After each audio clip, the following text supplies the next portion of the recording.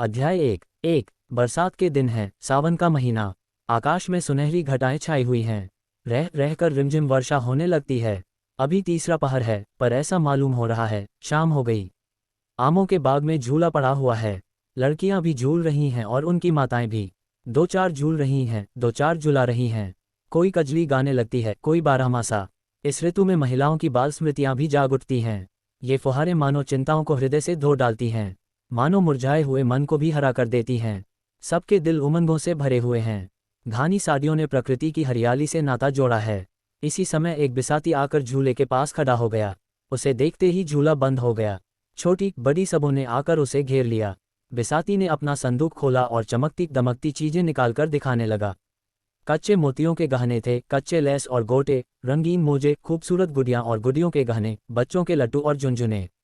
किसी ने कोई चीज ली, किसी ने कोई चीज। एक बड़ी बड़ी आंखों वाली बालिका ने वह चीज पसंद की जो उन चमकती हुई चीजों में सबसे सुंदर थी। वह गिरोजी रंग का एक चंद्रहार था। माँ से बोली, अम्मा मैं यह हार लूंगी। माँ ने बिसाती से पूछा, बाबा यह हार कितने का है? बिसाती ने हार को रुमाल से पोंछते हुए कहा, खरीद तो 20 आने की है, मालकिन जो चाहें दे दें। माता ने कहा, यह तो बड़ा महंगा है, 4 दिन में इसकी चमक दमक जाती रहेगी। बिसाती ने मार्मिक भाव से सिर हिलाकर कहा, बहूजी 4 दिन में तो बिटिया को असली चंद्रहार मिल जाएगा। माता के हृदय पर इन सहृदयता से भरे हुए शब्दों ने चोट की। हार ले लिया गया। बालिका के आनंद की सीमा न थी। शायद हीरों के हार से भी उसे इतना आनंद न होता। उसे पहनकर वह सारे गांव में नाचती गिरी। उसके पास जो बाल संपत्ति थी उसमें सबसे मूल्यवान, सबसे प्रिय यही बिल्लौर का हार था। लड़की का नाम जालपा था, माता का मानकी। 2 महाशय दीनदयाल प्रयाग के छोटे से गांव में रहते थे। वह किसान न थे पर खेती करते थे। वह जमींदार न थे पर जमींदारी करते थे। थानेदार न थे पर थानेदारी करते थे। वह थे जमींदार के मुख्तार। गांव पर उन्हीं की धाक थी। उनके पास 4 चपरासी थे, एक घोड़ा, कई गायें भैंसें। वेतन कुल 5 रुपये पाते थे, जो उनके तंबाकू के खर्च को भी काफी न होता था। उनकी आय के और कौन से मार्ग थे ये कौन जानता है। जालपा उन्हीं की लड़की थी।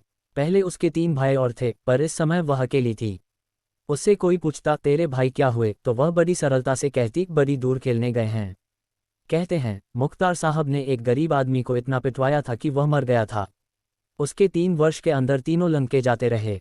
तब से बेचारे बहुत संभल कर चलते थे। फूंक फूंक कर पांव रखते, दूध के जले थे, छाछ भी फूंक फूंक कर पीते थे। माता और पिता के जीवन में और क्या अवलंब। दीनदयाल जब कभी प्रयाग जाते तो जालपा के लिए कोई न कोई आभूषण जरूर लाते। उनकी व्यवहारिक बुद्धि में यह विचार ही न आता था कि जालपा किसी और चीज से अधिक प्रसन्न हो सकती है। गुड़ियां और खिलौने वह व्यर्थ समझते थे, इसलिए जालपा आभूषणों से ही खेलती थी। यही उसके खिलौने थे। वह बिल्लौर का हार जो उसने बिसाती से लिया था, अब उसका सबसे प्यारा खिलौना था। असली हार की अभिलाषा अभी उसके मन में उदय ही नहीं हुई थी। गांव में कोई उत्सव होता या कोई त्योहार पड़ता तो वह उसी हार को पहनती। कोई दूसरा गहना उसकी आंखों में जंचता ही न था। एक दिन दीनदयाल लौटे तो मानकी के लिए एक चंद्रहार लाए। मानकी को ये साके बहुत दिनों से थी। यह हार पाकर वह मुग्ध हो गई। जालपा को अब अपना हार अच्छा न लगता। पिता से बोली, बाबूजी मुझे भी ऐसा ही हार ला दीजिए। दीनदयाल ने मुस्कराकर कहा, ला दूंगा बेटी। कब ला दीजिएगा? बहुत जल्दी। बाप के शब्दों से जालपा का मन न भरा। उसने माता से जाकर कहा, अम्मा जी मुझे भी अपना सा हार बनवा दो। माँ, वह तो बहुत रूपों में बनेगा बेटी। जालपा तुमने अपने लिए बनवाया है, मेरे लिए क्यों नहीं बनवाती? माँ ने मुस्कराकर कहा, तेरे लिए तेरी ससुराल से आएगा। यह हार 600 में बना था। इतने रुपए जमा कर लेना दीनदयाल के लिए आसान न था। ऐसे कौन बड़े ओहदेदार थे। बरसों में कहीं यह हार बनने की नौबत आई, जीवन में फिर कभी इतने रुपए आएंगे, इसमें उन्हें संदेह था। जालपा लजाकर भाग गई, पर यह शब्द उसके हृदय में अंकित हो गए। ससुराल उसके लिए अब उतनी भन्य करना थी। ससुराल से चंद्रहार आएगा, वहां के लोग उसे माता पिता से अधिक प्यार करेंगे, तभी तो जो चीज़ ये लोग नहीं बनवा सकते वह वहां से आएगी। लेकिन ससुराल से ना आए तो उसके सामने 3 लड़कियों के विवाह चुके थे, किसी की ससुराल से चंद्रहार ना आया था। कहीं उसकी ससुराल से भी ना आया तो उसने सोचा, तो क्या माताजी अपना हार मुझे दे देंगी? अवश्य दे देंगी। इस तरह हंसते खेलते 7 वर्ष कट गए और वह दिन भी आ गया जब उसकी चिरसंचित अभिलाषा पूरी होगी। 3 मुंशी दीनदयाल की जान पहचान के आदमियों में एक महाशय दयानाथ थे। बड़े ही सज्जन और सहृदय, कचहरी में नौकर थे और 50 रुपये वेतन पाते थे। दीनदयाल अदालत के कीड़े थे। दयानाथ को उनसे सैकड़ों ही बार काम पड़ चुका था। चाहते तो हजारों वसूल करते, पर कभी एक पैसे के भी रवादार नहीं हुए थे। दीनदयाल के साथ ही उनका ये सलूक न था, यह उनका स्वभाव था। ये बात भी न थी कि वह बहुत ऊंचे आदर्श के आदमी हों, पर रिश्वत को हराम समझते थे। शायद इसलिए कि वह अपनी आंखों से इस तरह के दृश्य देख चुके थे। किसी को जेल जाते देखा था, किसी को संतान से हाथ धोते, किसी को दुर्व्यसनों के पंजे में फंसते। ऐसी उन्हें कोई मिसाल न मिलती थी जिसने रिश्वत लेकर चैन किया हो। उनकी ये दृढ़ धारणा हो गई थी कि हराम की कमाई हराम ही में जाती है। ये बात वह कभी न भूलते। इस जमाने में 50 रुपए की भुभुति क्या 5 आदमियों का पालन बड़ी मुश्किल से होता था। लंके अच्छे कपड़ों को तरसते, स्त्री गहनों को तरसती, पर दयानाथ विचलित न होते थे। बड़ा लड़का 2 ही महीने तक कॉलेज में रहने के बाद पढ़ना छोड़ बैठा। पिता ने साफ कह दिया, मैं तुम्हारी डिग्री के लिए सबको भूखा और नंगा नहीं रख सकता। पढ़ना चाहते हो तो अपने पुरुषार्थ से पढ़ो। बहुतों ने किया है, तुम भी कर सकते हो। लेकिन रमानाथ में इतनी लगन न थी। इधर 2 साल से वह बिल्कुल बेकार था। शतरंज खेलता, सैर सपाटे करता और माँ और छोटे भाइयों पर रोब जमाता। दोस्तों की बदौलत शौक पूरा होता रहता था। किसी का चेस्टर मांग लिया और शाम को हवा खाने निकल गए। किसी का पंपशू पहन लिया, किसी की घड़ी कलाई पर बांधा ली। कभी बनारसी फैशन में निकले, कभी लखनवी फैशन में। 10 मित्रों ने एक एक कपड़ा बनवा लिया तो 10 सूट बदलने का उपाय हो गया। सहकारिता का ये बिल्कुल नया उपयोग था। इसी युवक को दीनदयाल ने जालपा के लिए पसंद किया। दयानाथ शादी नहीं करना चाहते थे। उनके पास न रुपए थे और न एक नए परिवार का भार उठाने की हिम्मत, पर जागेश्वरी ने त्रियाहट से काम लिया और इस शक्ति के सामने पुरुष को झुकना पड़ा। जागेश्वरी बरसों से पुत्रवधू के लिए तड़प रही थी। जो उसके सामने बहुएं बनकर आए, वे आज पोते खिला रही हैं, फिर उस दुखिया को कैसे धैर्य होता। वह कुछ निराश हो चली थी। ईश्वर से मनाती थी कि कहीं से बात आए। दीनदयाल ने संदेश भेजा तो उसको आंखें सी मिल गई। अगर कहीं ये शिकार हाथ से निकल गया तो फिर न जाने कितने दिनों और राह देखनी पड़े। कोई यहाँ क्यों आने लगा? न धन ही है, न जायदाद। लंके पर कौन रीझता है? लोग तो धन देखते हैं, इसलिए उसने इस अवसर पर सारी शक्ति लगा दी और उसकी विजय हुई। दयानाथ ने कहा, भाई तुम जानो तुम्हारा काम जाने, मुझमें समाई नहीं है। जो आदमी अपने पेट की फिक्र नहीं कर सकता, उसका विवाह करना मुझे तो अधर्म सा मालूम होता है। फिर रुपये की भी तो फिक्र है। 1000 तो टीमटाम के लिए चाहिए, जोड़े और गहनों के लिए अलग।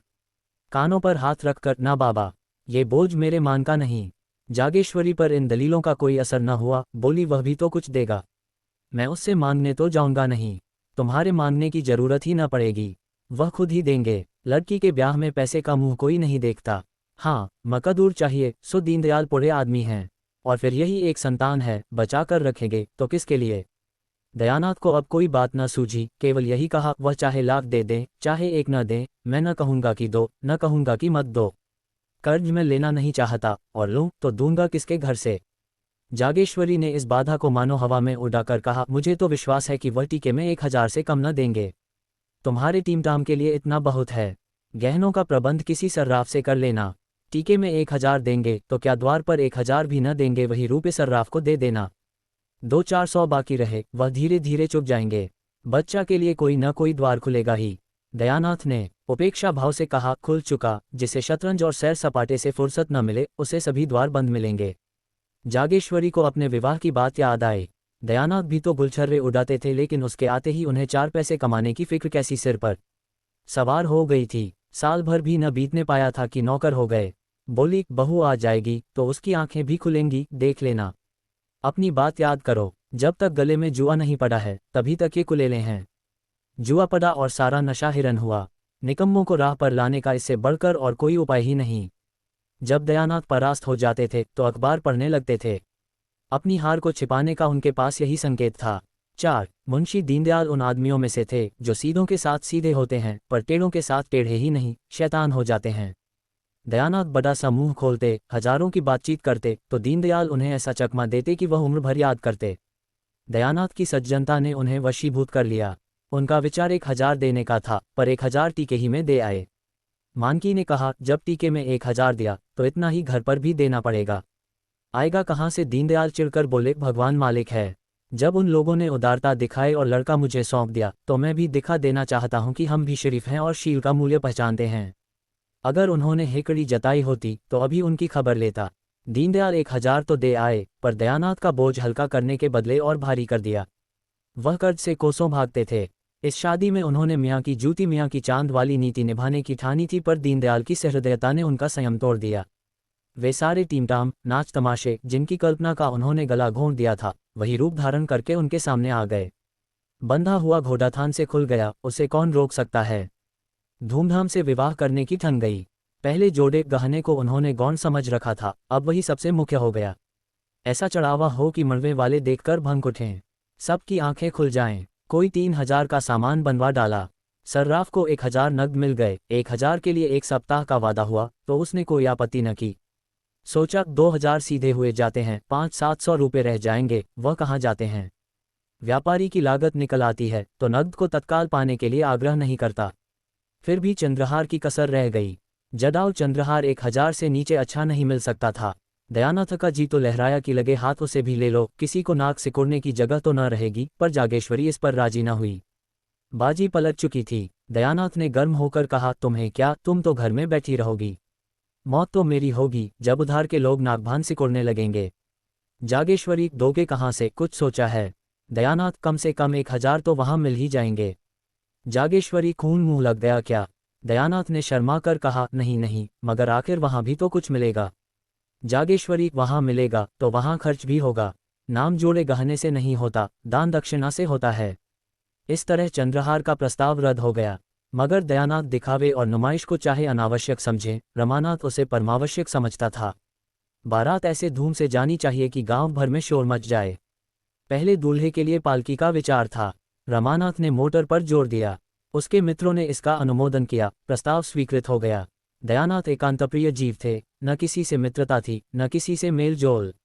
रमानाथ मिलनसार युवक था, उसके मित्र ही इस समय हर एक काम में अग्रसर हो रहे थे। वे जो काम करते, दिल खोलकर। आतिशबाजियां बनवाई तो अव्वल दर्जे की, नाच ठीक किया तो अव्वल दर्जे का, बाजे गाजे भी अव्वल दर्जे के, दोयम या सोयम का वहां जिक्र ही न था। दयानाथ उसकी उच्छृंखलता देखकर चिंतित तो हो जाते थे, पर कुछ कह न सकते थे। क्या कहते। 5 नाटक उस वक्त पास होता है जब रसिक समाज उसे पंसद कर लेता है। बारात का नाटक उस वक्त पास होता है जब राह चलते आदमी उसे पंसद कर लेते हैं। नाटक की परीक्षा 4-5 घंटे तक होती रहती है, बारात की परीक्षा के लिए केवल इतने ही मिनटों का समय होता है। सारी सजावट, सारी दौड़धूप और तैयारी का निबटारा 5 मिनटों में हो जाता है। अगर सबके मुंह से वाह वाह निकल गया तो तमाशा पास, नहीं तो रूपा, मेहनत, फिक्र सब अकार्थ। दयानाथ का तमाशा पास हो गया। शहर में वह तीसरे दर्जे में आता, गांव में अव्वल दर्जे में आया। कोई बाजों की धोंधों पोंपों सुनकर मस्त हो रहा था, कोई मोटर को आंखें गाड़ गाड़ कर देख रहा था। कुछ लोग फुलवारियों के तख्त देखकर लौट लौट जाते थे। आतिशबाजी ही मनोरंजन का केंद्र थी। हवायां जब सिके से ऊपर जाती और आकाश में लाल, हरे, नीले, पीले कुमकुमे से बिखर जाते, जब चरखियां छूटती और उनमें नाचते हुए मोर निकल आते, तो लोग मंत्रमुग्ध से हो जाते थे।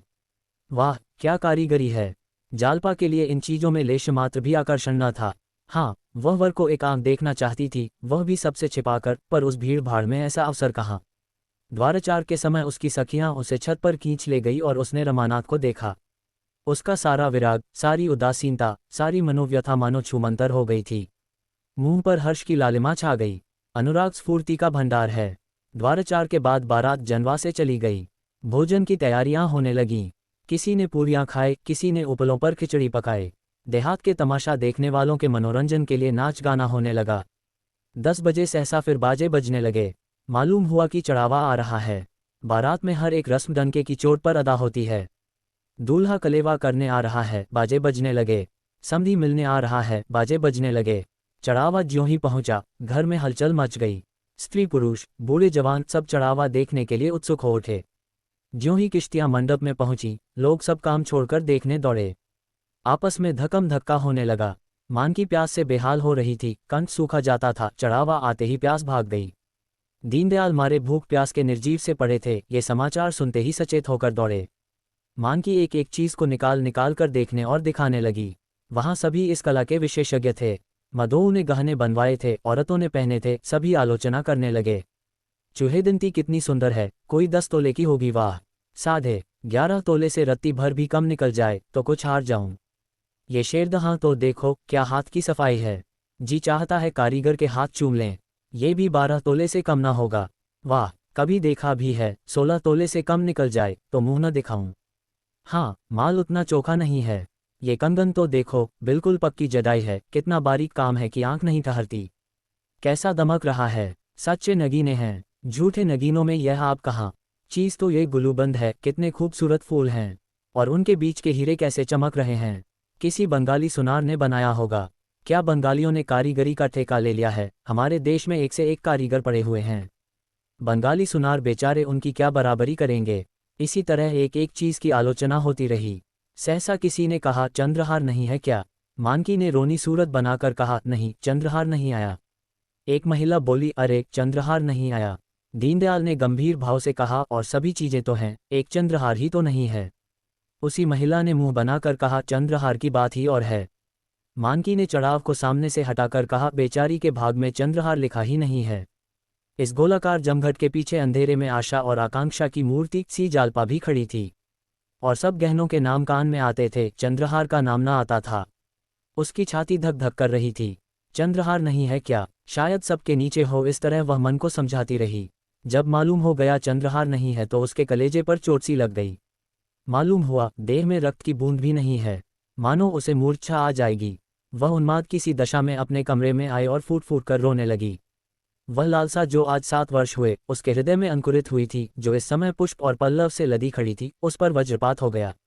वह हरा भरा लहलहाता हुआ पौधा जल गया, केवल उसकी राख रह गई। आज ही के दिन पर तो उसकी समस्त आशाएं अवलंबित थीं। दुर्दैव ने आज वह अवलंब भी छीन लिया। उस निराशा के आवेश में उसका ऐसा जी चाहने लगा कि अपना मुंह नोच डाले। उसका वश चलता तो वह चढ़ावे को उठाकर आग में गेंद देती। कमरे में एक आले पर शिव की मूर्ति रखी हुई थी। उसने उसे उठाकर ऐसा पटका कि उसकी आशाओं की भांति वह भी चूर चूर हो गई। उसने निश्चय किया, मैं कोई आभूषण न पहनूंगी। आभूषण पहनने से होता ही क्या है? जो रूप विहीन हो वे अपने को गहने से सजाएं। मुझे तो ईश्वर ने यूं ही सुंदरी बनाया है, मैं गहने न पहनकर भी बुरी न लगूंगी। सस्ती चीजें उठा लाए, जिसमें रुपए खर्च होते थे, उसका नाम ही न लिया। अगर गिनती ही गिनयानी थी तो इतने ही दामों में इसके दूने गहने आ जाते। वह इसी क्रोध में भरी बैठी थी कि उसकी 3 सखियां आकर खड़ी हो गई। उन्होंने समझा था जालपा को अभी चढ़ाव की कुछ खबर नहीं है। जालपा ने उन्हें देखते ही आंखें पोंछ डाली और मुस्कुराने लगी। राधा मुस्कुराकर बोली, जालपा, मालूम होता है तूने बड़ी तपस्या की थी, ऐसा चढ़ाव मैंने आज तक नहीं देखा था। अब तो तेरी सब साध पूरी हो गई। जालपा ने अपनी लंबी लंबी पलकें उठाकर उसकी ओर ऐसे दीन नज़र से देखा, मानो जीवन में अब उसके लिए कोई आशा नहीं है। हाँ बहन, सब साध पूरी हो गई। इन शब्दों में कितनी अपार मर्मांतक वेदना भरी हुई थी, इसका अनुमान तीनों युवतियों में कोई भी न कर सकी। तीनों कौतूहल से उसकी ओर ताकने लगी, मानो उसका आशय उनकी समझ में न आया हो। बासंती ने कहा, जी चाहता है कारीगर के हाथ चूम लूं। शहजादी बोली, चढ़ावा ऐसा ही होना चाहिए कि देखने वाले भड़क उठें। बासंती, तुम्हारी सास बड़ी चतुर जान पड़ती हैं, कोई चीज़ नहीं छोड़ी। जालपा ने मुंह उधर कर कहा, ऐसा ही होगा राधा, और तो सब कुछ है, केवल चंद्रहार नहीं है। शहजादी, एक चंद्रहार के न होने से क्या होता है बहन, उसकी जगह गुलूबंद तो है। जालपा ने वक्रोक्ति के भाव से कहा, हाँ, देह में एक आंख के न होने से क्या होता है, और सब अंग होते ही हैं। आंखें हुई तो क्या, न हुई तो क्या। बालकों के मुंह से गंभीर बातें सुनकर जैसे हमें हंसी आ जाती है, उसी तरह जालपा के मुंह से ये लालसा से भरी हुई बातें सुनकर राधा और बासंती अपनी हंसी न रोक सकी। हाँ, शहजादी को हंसी न आए। यह आभूषण लालसा उसके लिए हंसने की बात नहीं, रोने की बात थी। कृत्रिम सहानुभूति दिखाती हुई बोली, सब न जाने कहाँ के जंगली हैं कि और सब चीजें तो लाए, चंद्रहार न लाए जो सब गहनों का राजा है। लाला अभी आते हैं तो पूछती हूँ कि तुमने ये कहाँ की रीति निकाली है, ऐसा अनर्थ भी कोई करता है। राधा और बासंती दिल में कांप रही थीं कि जालपा कहीं तार न जाए। उनका बस चलता तो शहजादी का मुंह बंद कर देती, बार बार उसे चुप रहने का इशारा कर रही थी, मगर जालपा को शहजादी का ये व्यंग्य संवेदना से परिपूर्ण जान पड़ा। सजल नेत्र होकर बोली, क्या करोगी पूछकर बहन, जो होना था सो हो गया। शहजादी, तुम पूछने को कहती हो, मैं रुलाकर छोड़ूंगी। मेरे चढ़ाव पर कंगन नहीं आया था, उस वक्त मन ऐसा खकरा हुआ कि सारे गहनों पर लात मार दूं। जब तक कंगन न बन गए मैं नींद भर सोई नहीं। राधा, तो क्या तुम जानती हो जालपा का चंद्रहार न बनेगा? शहजादी, बनेगा तब बनेगा, इस अवसर पर तो नहीं बना। 10-5 की चीज़ तो है नहीं कि जब चाहा बनवा लिया, सैकड़ों का खर्च है, फिर कारीगर तो हमेशा अच्छे नहीं मिलते। जालपा का भग्न हृदय शहजादी की इन बातों से मानो जी उठा। वह रूंधे कंठ से बोली, यही तो मैं भी सोचती हूँ बहन, जब आज न मिला तो फिर क्या मिलेगा। राधा और बासंती मन ही मन शहजादी को कोस रही थीं और थप्पड़ दिखा दिखा कर धमका रही थीं, पर शहजादी को इस वक्त तमाशे का मजा आ रहा था। बोली, नहीं, ये बात नहीं है जल्दी, आग्रह करने से सब कुछ हो सकता है, सास ससुर को बार बार याद दिलाती रहना। बहनोई जी से 2-4 दिन रूठे रहने से भी बहुत कुछ काम निकल सकता है। बस यही समझ लो कि घरवाले चैन न लेने पाएं, ये बात हरदम उनके ध्यान में रहे। उन्हें मालूम हो जाए कि बिना चंद्रहार बनवाए कुशल नहीं। तुम जरा भी ढीली पड़ी और काम बिगा। राधा ने हंसी को रोकते हुए कहा, इनसे न बने तो तुम्हें बुला लें, क्यों अब उठूं की सारी रात उपदेश ही करती रहोगी। शहजादी चलती हूँ, ऐसी क्या भागड़ा पड़ी है। हाँ, खूब याद आई। क्यों जल्दी, तेरी अम्मान जी के पास बड़ा अच्छा चंद्रहार है। तुझे न देंगी। जालपा ने एक लंबी सांस लेकर कहा, क्या कहूँ बहन, मुझे तो आशा नहीं है। शहजादी एक बार कहकर देखो तो, अब उनके कौन पहनने ओढ़ने के दिन बैठे हैं। जालपा, मुझसे तो न कहा जाएगा। शहजादी, मैं कह दूंगी। जालपा, नहीं नहीं, तुम्हारे हाथ जोड़ती हूँ। मैं जरा उनके मातस्त्रेय की परीक्षा लेना चाहती हूँ। बासंती ने शहजादी का हाथ पकड़कर कहा, अब उठेगी भी कि यहाँ सारी रात उपदेश ही देती रहेगी। शहजादी उठी, पर जालपा रास्ता रोककर खड़ी हो गई और बोली, नहीं, अभी बैठो बहन, तुम्हारे पैरों पड़ती हूँ। शहजादी, जब ये दोनों चुड़ैलें बैठने भी दें, मैं तो तुम्हें गुर सिखाती हूँ और ये दोनों मुझ पर जल्लाती हैं। सुन नहीं रही हो, मैं भी विष की गांठ हूँ। बासंती, विष की गांठ तो तू है ही। शहजादी, तुम भी तो ससुराल से साल भर बाद आए हो, कौन कौन सी नई चीजें बनवा लाए। बासंती, और तुमने 3 साल में क्या बनवा लिया। शहजादी, मेरी बात छोड़ो, मेरा कसम तो मेरी बात ही नहीं पूछता। राधा, प्रेम के सामने गहनों का कोई मूल्य नहीं। शहजादी, तो सूखा प्रेम तुम ही को गले। इतने में मानकी ने आकर कहा, तुम तीनों यहाँ बैठी क्या कर रही हो, चलो वहाँ लोग खाना खाने आ रहे हैं। तीनों युवतियाँ चली गई। जालपा माता के गले में चंद्रहार की शोभा देखकर मन ही मन सोचने लगी, गहनों से इनका जी अब तक नहीं भरा। 6 महाशय दयानाथ जितनी उमंगों से ब्याह करने गए थे, उतना ही हतोत्साह होकर लौटे। दीनदयाल ने खूब दिया, लेकिन वहां से जो कुछ मिला वह सब नाच तमाशे नेकचार में खर्च हो गया। बार बार अपनी भूल पर पछताते, क्यों दिखावे और तमाशे में इतने रुपए खर्च किए। इसकी जरूरत ही क्या थी। ज्यादा से ज्यादा लोग यही तो कहते, महाशय बड़े कृपण हैं। उतना सुन लेने में क्या हानि थी। मैंने गांव वालों को तमाशा दिखाने का ठेका तो नहीं लिया था। ये सब रमा का दुस्साहस है। उसी ने सारे खर्च बढ़ा बढ़ाकर मेरा दिवाला निकाल दिया। और सब तकाजे तो 10-5 दिन टल भी सकते थे, पर सर्राफ किसी तरह न मानता था। शादी के 7वें दिन उसे 1000 रुपये देने का वादा था। 7वें दिन सर्राफ आया, मगर यहाँ रुपये कहाँ थे। दयानाथ में लल्लो चप्पो की आदत न थी, मगर आज उन्होंने उसे चकमा देने की खूब कोशिश की। किस्त बांधकर सब रुपये 6 महीने में अदा कर देने का वादा किया। फिर 3 महीने पर आए, मगर सर्राफ भी एक ही घुटा हुआ आदमी था। उसी वक्त टला, जब दयानाथ ने तीसरे दिन बाकी रकम की चीजें लौटा देने का वादा किया, और यह भी उसकी सज्जनता ही थी। वह तीसरा दिन भी आ गया, और अब दयानाथ को अपनी लाज रखने का कोई उपाय न सूझता था। कोई चलता हुआ आदमी शायद इतना व्यग्र न होता, हिले हवाले करके महाजन को महीनों टालता रहता, लेकिन दयानाथ इस मामले में अनाड़ी थे। जागेश्वरी ने आकर कहा, भोजन कब से बना ठंडा हो रहा है, खाकर तब बैठो। दयानाथ ने इस तरह गर्दन उठाई, मानो सिर पर सैकड़ों मन का बोझ लदा हुआ है। बोले, तुम लोग जाकर खा लो, मुझे भूख नहीं है। जागेश्वरी, भूख क्यों नहीं है, रात भी तो कुछ नहीं खाया था। इस तरह दाना पानी छोड़ देने से महाजन के रुपए थोड़े ही अदा हो जाएंगे। दयानाथ, मैं सोचता हूँ उसे आज क्या जवाब दूंगा। मैं तो यह विवाह करके बुरा फंस गया। बहू कुछ गहने लौटा तो देगी। जागेश्वरी, बहू का हाल तो सुन चुके, फिर भी उससे ऐसी आशा रखते हो। उसकी टेक है कि जब तक चंद्रहार न बन जाएगा कोई गहना ही न पहनूंगी। सारे गहने संदूक में बंद कर रखे हैं, बस वही एक बिल्लौरी हार गले में डाले हुए है। बहू ने बहुत देखी, पर ऐसी बहू न देखी थी। फिर कितना बुरा मालूम होता है कि कल की आई बहू, उससे गहने छीन लिए जाएं। दयानाथ ने चिढ़कर कहा, तुम तो जले पर नमक छिड़कती हो। बुरा मालूम होता है तो लाओ 1000 निकाल कर दे दो, महाजन को दे आओ, देती हो। बुरा मुझे खुद मालूम होता है, लेकिन उपाय क्या है, गला कैसे छूटेगा। जागेश्वरी, बेटे का ब्याह किया है कि ठट्ठा है। शादी ब्याह में सभी कर्ज लेते हैं, तुमने कोई नई बात नहीं की। खाने पहनने के लिए कौन कर्ज लेता है। धर्मात्मा बनने का कुछ फल मिलना चाहिए या नहीं। तुम्हारे ही दर्जे पर सत्यदेव हैं, पक्का मकान खड़ा कर दिया, जमींदारी खरीद ली, बेटी के ब्याह में कुछ नहीं तो 5000 तो खर्च किए ही होंगे। दयानाथ, जब ही दोनों लंके भी तो चल दिए। जागेश्वरी, मरना जीना तो संसार की गति है, लेते हैं वह भी मरते हैं, नहीं लेते वह भी मरते हैं। अगर तुम चाहो तो 6 महीने में सब रुपए चुका सकते हो।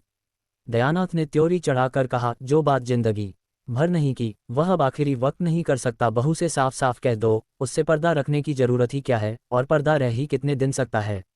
आज नहीं तो कल सारा हाल मालूम ही हो जाएगा।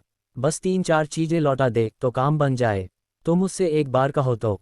जागेश्वरी झुंझलाकर बोली, उससे तुम ही कहो, मुझसे तो न कहा जाएगा। सहसा रमानाथ टेनिस रैकेट लिए बाहर से आया। सफ़ेद टेनिस शर्ट था, सफ़ेद पतलून, कैनवस का जूता, गोरे रंग और सुंदर मुखाकृति पर इस पहनावे ने रईसों की शान पैदा कर दी थी। रुमाल में बेले के गजरे लिए हुए था, उससे सुगंध उड़ रही थी। माता पिता की आंखें बचाकर वह जीने पर जाना चाहता था कि जागेश्वरी ने टोका, इन्हीं के तो सब कांटे बोए हुए हैं, इनसे क्यों नहीं सलाह लेते। रमा से तुमने नाच तमाशे में 1200-1300 रुपये उड़ा दिए, बतलाओ सर्राफ को क्या जवाब दिया जाए। बड़ी मुश्किलों से कुछ गहने लौटाने पर राजी हुआ, मगर बहू से गहने मांगे कौन, ये सब तुम्हारी ही करतूत है। रमानाथ ने इस आक्षेप को अपने ऊपर से हटाते हुए कहा, मैंने क्या खर्च किया, जो कुछ किया बाबूजी ने किया। हाँ, जो कुछ मुझसे कहा गया वह मैंने किया। रमानाथ के कथन में बहुत कुछ सत्य था। यदि दयानाथ की इच्छा न होती तो रमा क्या कर सकता था। जो कुछ हुआ उन्हीं की अनुमति से हुआ। रमानाथ पर इल्जाम रखने से तो कोई समस्या हल न हो सकती थी। बोले, मैं तुम्हें इल्जाम नहीं देता भाई, किया तो मैंने ही, मगर यह बला तो किसी तरह सिर से टालनी चाहिए। सर्राफ का तकाजा है, कल उसका आदमी आवेगा, उसे क्या जवाब दिया जाएगा। मेरी समझ में तो यही एक उपाय है कि उतने रुपए के गहने उसे लौटा दिए जाएं। गहने लौटा देने में भी वह झंझट करेगा, लेकिन 10-20 रुपए के लोभ में लौटाने पर राजी हो जाएगा। तुम्हारी क्या सलाह है। रमानाथ ने शर्माते हुए कहा, मैं इस विषय में क्या सलाह दे सकता हूँ, मगर मैं इतना कह सकता हूँ कि इस प्रस्ताव को वह खुशी से मंजूर न करेगी। अम्मा तो जानती हैं कि चढ़ावे में चंद्रहार न जाने से उसे कितना बुरा लगा था। प्रण कर लिया है, जब तक चंद्रहार न बन जाएगा कोई गहना न पहनूंगी। जागेश्वरी ने अपने पक्ष का समर्थन होते देख खुश होकर कहा, यही तो मैं इनसे कह रही हूँ। रमानाथ, रोना धोना मच जाएगा और इसके साथ घर का पर्दा भी खुल जाएगा। दयानाथ ने माथा सिकोड़कर कहा, उससे पर्दा रखने की जरूरत ही क्या। अपनी यथार्थ स्थिति को वह जितनी ही जल्दी समझ ले उतना ही अच्छा। रमानाथ ने जवानों के स्वभाव के अनुसार जालपा से खूब जीभ उड़ाई थी, खूब बढ़ बढ़कर बातें की थीं। जमींदारी है, उससे कई हजार का नफा है, बैंक में रुपए हैं, उनका सूद आता है। जालपा से अब अगर गहने की बात कही गई तो रमानाथ को वह पूरा लबाडिया समझेगी। बोला, पर्दा तो एक दिन खुल ही जाएगा, पर इतनी जल्दी खोल देने का नतीजा यही होगा कि वह हमें नीच समझने लगेगी। शायद अपने घरवालों को भी लिख भेजे, चारों तरफ बदनामी होगी। दयानाथ, हमने तो दीनदयाल से यह कभी न कहा था कि हम लखपति हैं। रमानाथ, तो आपने यही कब कहा था कि हम उधार गहने लाए हैं और 2-4 दिन में लौटा देंगे। आखिर यह सारा स्वांग अपनी धाक बैठाने के लिए ही किया था या कुछ और। दयानाथ, तो फिर किसी दूसरे बहाने से मांगना पड़ेगा, बिना मांगे काम नहीं चल सकता। कल या तो रुपए देने पड़ेंगे या गहने लौटाने पड़ेंगे, और कोई राह नहीं। रमानाथ ने कोई जवाब न दिया। जागेश्वरी बोली, और कौन सा बहाना किया जाएगा। अगर कहा जाए किसी को मंगनी देना है तो शायद वह देगी नहीं, देगी भी तो 2-4 दिन में लौटाएंगे कैसे। दयानाथ को एक उपाय सूझा। बोले, अगर उन गहनों के बदले मुलम्मे के गहने दे दिए जाएं। मगर तुरंत ही उन्हें ज्ञात हो गया कि यह लचब बात है। खुद ही उसका विरोध करते हुए कहा, हाँ, बाद मुलम्मा उड़ जाएगा तो फिर लज्जित होना पड़ेगा। अक्ल कुछ काम नहीं करती। मुझे तो यही सूझता है ये सारी स्थिति उसे समझा दी जाए। जरा देर के लिए उसे दुख तो जरूर होगा, लेकिन आगे के वास्ते रास्ता साफ हो जाएगा। संभव था, जैसा दयानाथ का विचार था, कि जालपा रो धोकर शांत हो जाएगी, पर रमा की इसमें किरकिरी होती थी। फिर वह मुंह न दिखा सकेगा।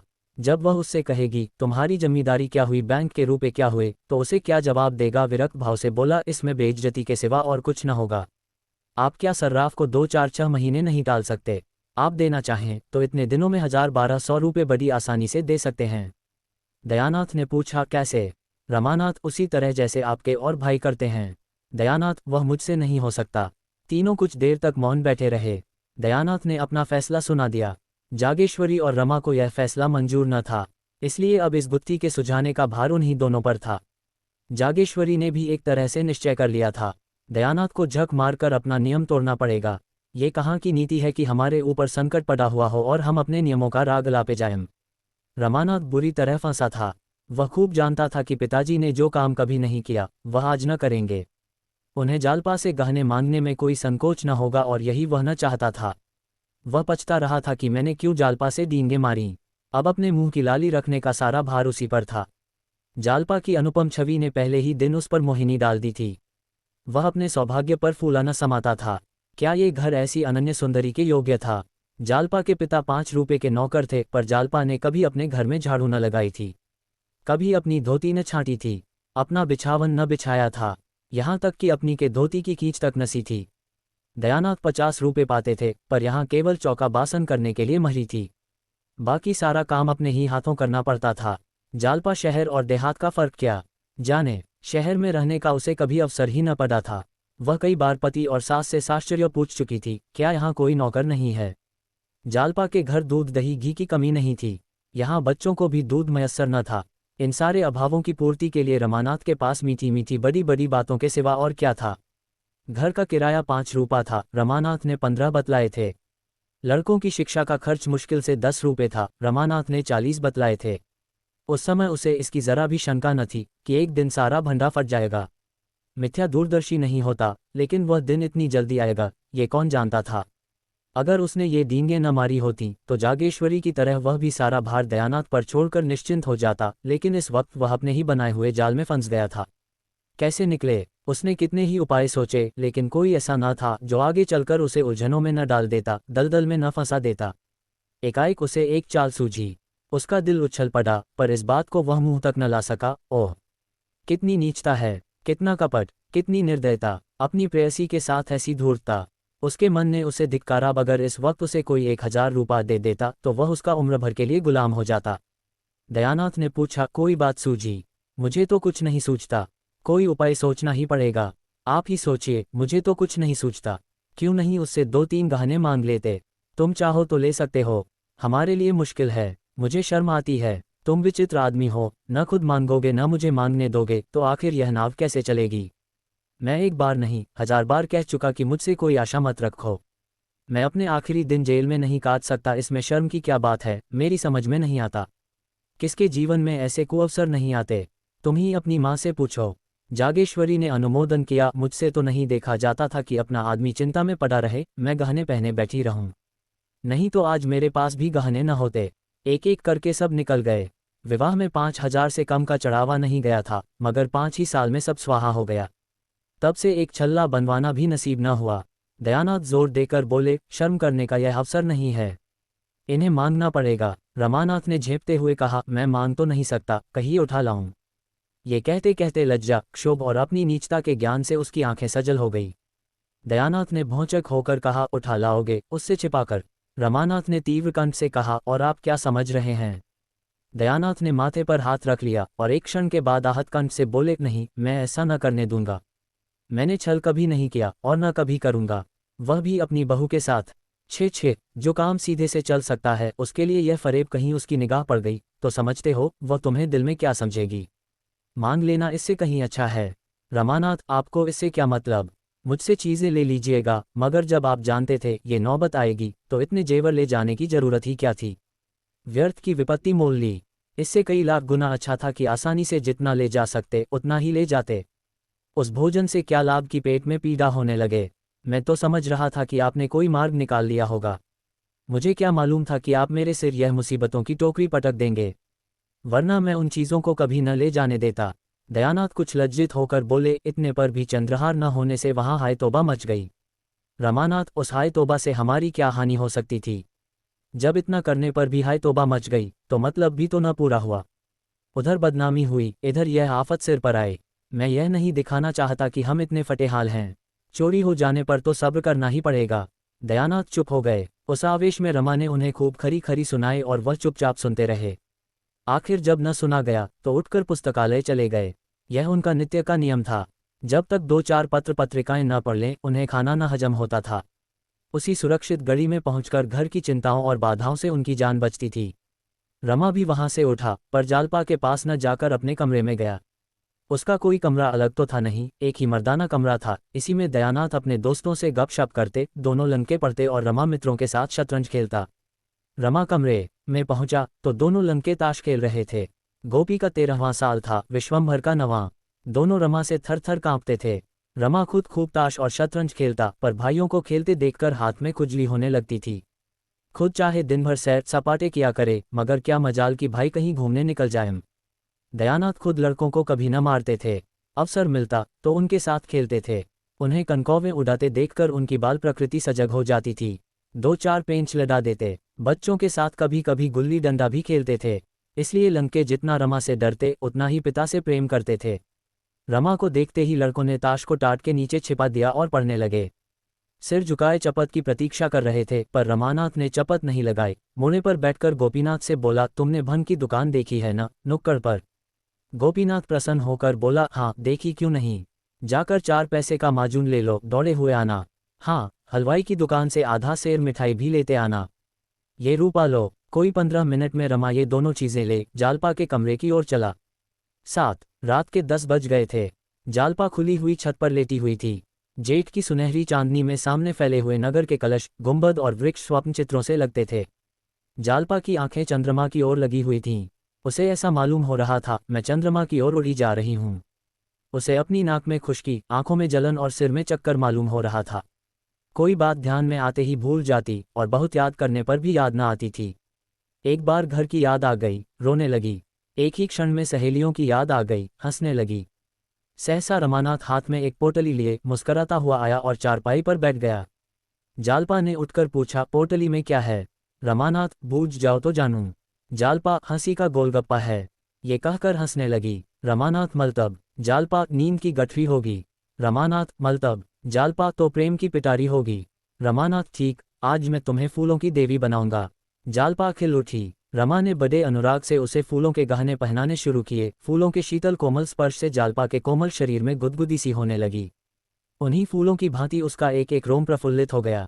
रमा ने मुस्कराकर कहा, कुछ उपहार? जालपा ने कुछ उत्तर न दिया। इस वेश में पति की ओर ताकते हुए भी उसे संकोच हुआ। उसकी बड़ी इच्छा हुई कि जरा आईने में अपनी छवि देखे। सामने कमरे में लैंप जल रहा था। वह उठकर कमरे में गई और आईने के सामने खड़ी हो गई। नशे की तरंग में उसे ऐसा मालूम हुआ कि मैं सचमुच फूलों की देवी हूँ। उसने पानदान उठा लिया और बाहर आकर पान बनाने लगी। रमा को इस समय अपने कपट व्यवहार पर बड़ी ग्लानि हो रही थी। जालपा ने कमरे से लौटकर प्रेमोल्सित नजरों से उसकी ओर देखा तो उसने मुंह धर लिया। उस सरल विश्वास से भरी हुई आंखों के सामने वह ताक न सका। उसने सोचा, मैं कितना बड़ा काया हूँ। क्या मैं बाबूजी को साफ साफ जवाब न दे सकता था? मैंने हामी ही क्यों भरी? क्या जालपा से घर की दशा साफ साफ कह देना मेरा कर्तव्य न था? उसकी आंखें भर आई। जाकर मुंडेर के पास खड़ा हो गया। प्रणय के उस निर्मल प्रकाश में उसका मनोविकार किसी भयंकर जंतु की भांति घूरता हुआ जान पड़ता था। उसे अपने ऊपर इतनी घृणा हुई कि एक बार जी में आया, सारा कपट व्यवहार खोल दूं, लेकिन संभल गया। कितना भयंकर परिणाम होगा। जालपा की नज़रों से फिर जाने की कल्पना ही उसके लिए असह्य थी। जालपा ने प्रेम सरस नज़रों से देखकर कहा, मेरे दादाजी तुम्हें देखकर गए और अम्माजी से तुम्हारा बखान करने लगे तो मैं सोचती थी कि तुम कैसे होगे। मेरे मन में तरह तरह के चित्र आते थे। उद्धरण। रमानाथ ने एक लंबी सांस खींची। कुछ जवाब न दिया। जालपा ने फिर कहा, मेरी सखियां तुम्हें देखकर मुग्ध हो गई। शहजादी तो खिड़की के सामने से हटती ही न थी। तुमसे बातें करने की उसकी बड़ी इच्छा थी। जब तुम अंदर गए थे तो उसी ने तुम्हें पान के बीड़े दिए थे, याद है? रमा ने कोई जवाब न दिया। जालपा, अजी, वही जो रंग रूप में सबसे अच्छी थी, जिसके गाल पर एक तिल था। तुमने उसकी ओर बड़े प्रेम से देखा था। बेचारी लाज के मारे गड़ गई थी। मुझसे कहने लगी, जीजा तो बड़े रसिक जान पड़ते हैं। सखियों ने उसे खूब चिढ़ाया, बेचारी रुआंसी हो गई। याद है? उद्धरण। रमा ने मानो नदी में डूबते हुए कहा, मुझे तो याद नहीं आता। जालपा, अच्छा, अब की चलोगे तो दिखा दूंगी। आज तुम बाजार की तरफ गए थे कि नहीं? रमा ने सिर झुकाकर कहा, आज तो फुर्सत नहीं मिली। जालपा, जाओ, मैं तुमसे न बोलूंगी। रोज हीले हवाले करते हो। अच्छा, कल ला दोगे न? रमानाथ का कलेजा महसूस उठा। ये चंद्रहार के लिए इतनी विकल हो रही है। इसे क्या मालूम कि दुर्भाग्य इसका सर्वस्व लूटने का सामान कर रहा है। जिस सरल बालिका पर उसे अपने प्राणों को न्यौछावर करना चाहिए था, उसी का सर्वस्व अपहरण करने पर वह तुला हुआ है। वह इतना व्यग्र हुआ कि जी में आया कोठे से कूदकर प्राणों का अंत कर दे। आधी रात बीत चुकी थी। चंद्रमा चोर की भांति एक वृक्ष की आड़ से झांक रहा था। जालपा पति के गले में हाथ डाले हुए निद्रा में मग्न थी। रमा मन में विकट संकल्प करके धीरे से उठा, पर निद्रा की गोद में सोए हुए पुष्प्रदीप ने उसे अस्थिर कर दिया। वह एक क्षण खड़ा मुग्ध नजरों से जालपा के निद्रा विहसित मुख की ओर देखता रहा। कमरे में जाने का साहस न हुआ, फिर लेट गया। जालपा ने चौंक कर पूछा, कहाँ जाते हो? क्या सवेरा हो गया? रमानाथ, अभी तो बड़ी रात है। जालपा, तो तुम बैठे क्यों हो? रमानाथ, कुछ नहीं, जरा पानी पीने उठा था। जालपा ने प्रेमातुर होकर रमा के गले में बाहें डाल दी और उसे सुलाकर कहा, तुम इस तरह मुझ पर टोना करोगे तो मैं भाग जाऊंगी। न जाने किस तरह ताकते हो, क्या करते हो, क्या मंत्र पढ़ते हो कि मेरा मन चंचल हो जाता है। बासंती सच कहती थी, पुरुषों की आंख में टोना होता है। रमा ने फटे हुए स्वर में कहा, टोना नहीं कर रहा हूं, आंखों की प्यास बुझा रहा हूं। दोनों फिर सोए, एक उल्लास में डूबी हुई, दूसरा चिंता में मग्न। 3 घंटे और गुजर गए। द्वादशी के चांद ने अपना विश्व दीपक बुझा दिया। प्रभात की शीतल समीर प्रकृति को मद के प्याले पिलाती फिरती थी। आधी रात तक जागने वाला बाजार भी सो गया। केवल रमा अभी तक जाग रहा था। मन में भांति भांति के तर्क वितर्क उठने के कारण वह बार बार उठता था और फिर लेट जाता था। आखिर जब 4 बजने की आवाज़ कान में आई तो घबराकर उठ बैठा और कमरे में जा पहुंचा। गहनों का संदूकचा अलमारी में रखा हुआ था। रमा ने उसे उठा लिया और थरथर कांपता हुआ नीचे उतर गया। इस घबराहट में उसे इतना अवकाश न मिला कि वह कुछ गहने छांटकर निकाल लेता। दयानाथ नीचे बरामदे में सो रहे थे। रमा ने उन्हें धीरे से जगाया। उन्होंने हकबकाकर पूछा, कौन? रमा ने होंठ पर उंगली रखकर कहा, मैं हूँ। ये संदूकची लाया हूँ, रख लीजिए। दयानाथ सावधान होकर बैठ गए। अभी तक केवल उनकी आंखें जागी थीं, अब चेतना भी जागृत हो गई। रमा ने जिस वक्त उनसे गहने उठा लाने की बात कही थी, उन्होंने समझा था कि यह आवेश में ऐसा कह रहा है। उन्हें इसका विश्वास न आया था कि रमा जो कुछ कह रहा है उसे भी पूरा कर दिखाएगा। इन कमीनी चालों से वह अलग ही रहना चाहते थे। ऐसे कुत्सित कार्य में पुत्र से साठ-गांठ करना उनकी अंतरात्मा को किसी तरह स्वीकार न था। पूछा, इसे क्यों उठा लाए? रमा ने धृष्टता से कहा, आप ही का तो हुक्म था। दयानाथ, झूठ कहते हो। रमानाथ, तो क्या फिर रखा उन? रमा के इस प्रश्न ने दयानाथ को घोर संकट में डाल दिया। झेपते हुए बोले, अब क्या रखाओगे? कहीं देख ले तो गजब ही हो जाए। वही काम करोगे जिसमें जग हंसाई हो, खड़े क्या हो? संदूकची मेरे बड़े संदूक में रखाओ और जाकर लेट रहो, कहीं जाग पड़े तो बस। बरामदे के पीछे दयानाथ का कमरा था। उसमें एक देवदार का पुराना संदूक रखा था। रमा ने संदूकची उसके अंदर रख दी और बड़ी फुर्ती से ऊपर चला गया। छत पर पहुंचकर उसने आहट ली। जालपा पिछले पहर की सुखद निद्रा में मग्न थी। रमा ज्यों ही चारपाई पर बैठा, जालपा चौंक पड़ी और उससे चिमट गई। रमा ने पूछा, क्या है, तुम चौंक क्यों पड़ी?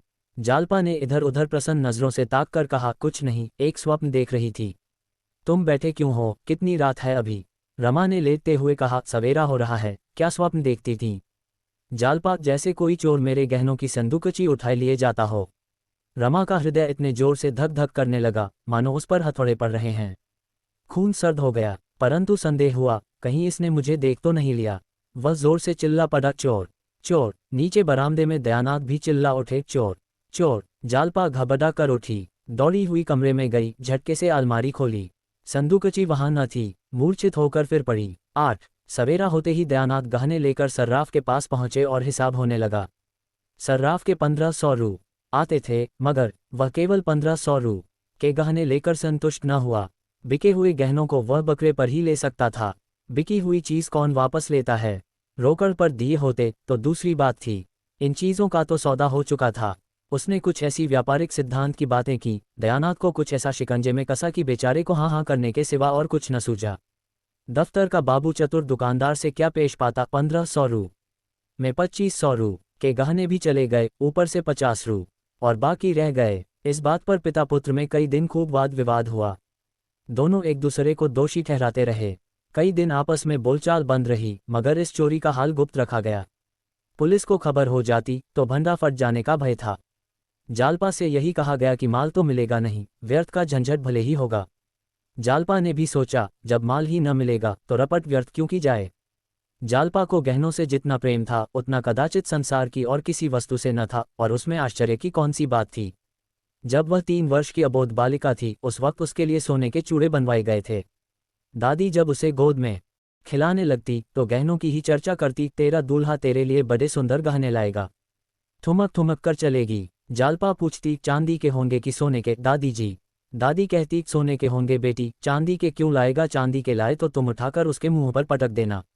मानकी छेड़कर कहती, चांदी के तो लाएगा ही, सोने के उसे कहाँ मिले जाते हैं। जालपा रोने लगती। इस बूढ़ी दादी, मानकी, घर की महरियां, पड़ोसिने और दीनदयाल सब हंसते। उन लोगों के लिए यह विनोद का अशेष भंडार था। बालिका जब जरा और बड़ी हुई तो गुडियों के ब्याह करने लगी। लड़के की ओर से चढ़ावे जाते, दुल्हन को गहने पहनाती, डोली में बैठाकर विदा करती। कभी कभी दुल्हन गुडिया अपने गुए दूल्हे से गहनों के लिए मान करती। गुड्डा बेचारा कहीं न कहीं से गहने लाकर स्त्री को प्रसन्न करता था। उन्हीं दिनों बिसाती ने उसे वह चंद्रहार दिया जो अब तक उसके पास सुरक्षित था। जरा और बड़ी हुई तो बड़ी बुई, यों में बैठकर गहनों की बातें सुनने लगी। महिलाओं के उस छोटे से संसार में इसके सिवा और कोई चर्चा ही न थी। किसने कौन कौन गहने बनवाए, कितने दाम लगे, ठोस हैं या पोले, जड़ाऊ हैं या सादे, किस लड़की के विवाह में कितने गहने आए, इन्हीं महत्वपूर्ण विषयों पर नित्य आलोचना प्रत्यालोचना, टीका टिप्पणी होती रहती थी। कोई दूसरा विषय इतना रोचक, इतना ग्राह्य हो ही नहीं सकता था। इस आभूषण मंडित संसार में पली हुई जालपा का यह आभूषण प्रेम स्वाभाविक ही था। महीने भर से ऊपर हो गया, उसकी दशा ज्यों की त्यों है। न कुछ खाती पीती है, न किसी से हंसती बोलती है। खाट पर पड़ी हुई शून्य नजरों से शून्याकाश की ओर ताकती रहती है। सारा घर समझाकर हार गया, पड़ोसिने समझाकर हार गई, दीनदयाल आकर समझा गए, पर जालपा ने रोकशैया न छोड़ी। उसे अब घर में किसी पर विश्वास नहीं है, यहाँ तक कि रमा से भी उदासीन रहती है। वह समझती है सारा घर मेरी उपेक्षा कर रहा है, सब के सब मेरे प्राण के ग्राहक हो रहे हैं। जब इनके पास इतना धन है तो फिर मेरे गहने क्यों नहीं बनवाते। जिससे हम सबसे अधिक स्नेह रखते हैं उसी पर सबसे अधिक रोष भी करते हैं। जालपा को सबसे अधिक क्रोध रमानाथ पर था। अगर यह अपने माता पिता से जोर देकर कहते तो कोई इनकी बात न टाल सकता, पर यह कुछ कहें भी इनके मुंह में तो दही जमा हुआ है। मुझसे प्रेम होता तो यूं निश्चिंत न बैठे रहते। जब तक सारी चीजें न बनवा लेते रात को नींद न आती। मुंह देखे कि मोहब्बत है, माँ बाप से कैसे कहें, जाएंगे तो अपनी ही ओर, मैं कौन हूँ। वह रमा से केवल खींची ही न रहती थी, वह कभी कुछ पूछता तो दो चार जली कटी सुना देती। बेचारा अपना सा मुंह लेकर रह जाता, गरीब अपनी ही लगाई हुई आग में जला जाता था।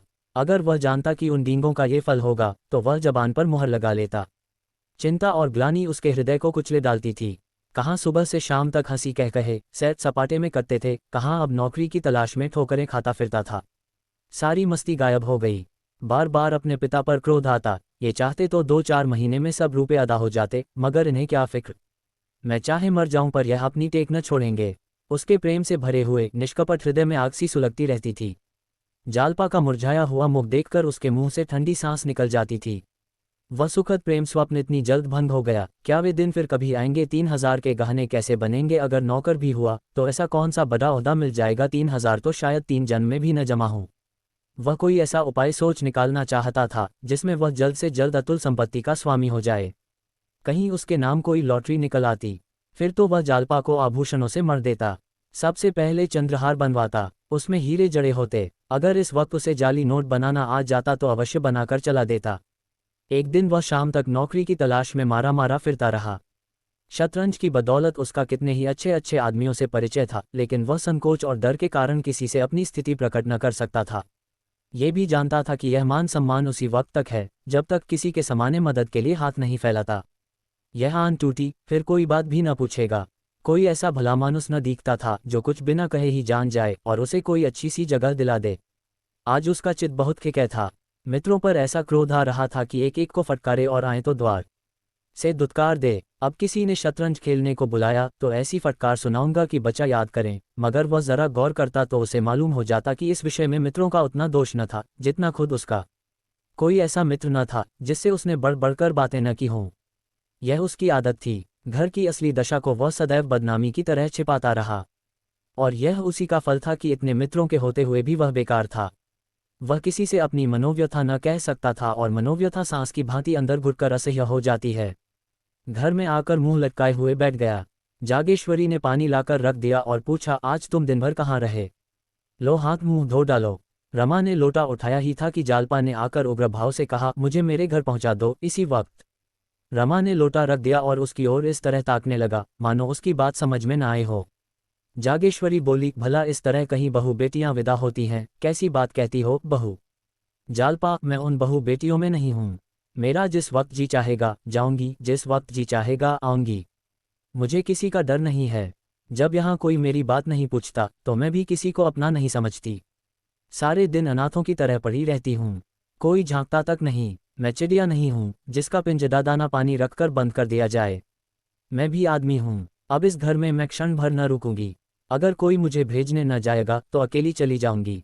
राह में कोई भेदिया नहीं बैठा है जो मुझे उठा ले जाएगा, और उठा भी ले जाए तो क्या गम। यहाँ कौन सा सुख भोग रही हूँ। रमा ने सावधान होकर कहा, आखिर कुछ मालूम भी तो हो, क्या बात हुई?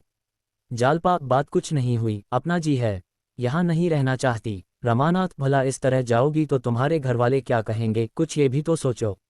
जालपा, ये सब कुछ सोच चुकी हूँ और ज्यादा नहीं सोचना चाहती।